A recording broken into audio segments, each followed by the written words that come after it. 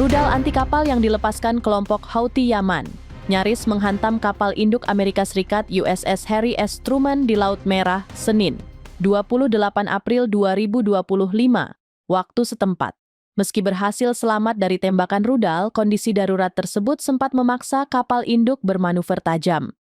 Akibat manuver, sebuah pesawat tempur FA-14E Super Hornet jatuh dari sisi kapal induk USS Harry S. Truman.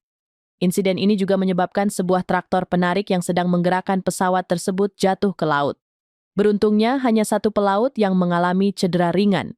Kantor Informasi Kepala Angkatan Laut Amerika, CINFO, mengeluarkan pernyataan yang menjelaskan bahwa pesawat FA-14E Super Hornet dan traktor penarik jatuh ke laut saat kapal induk beroperasi di Laut Merah pada 28 April 2025.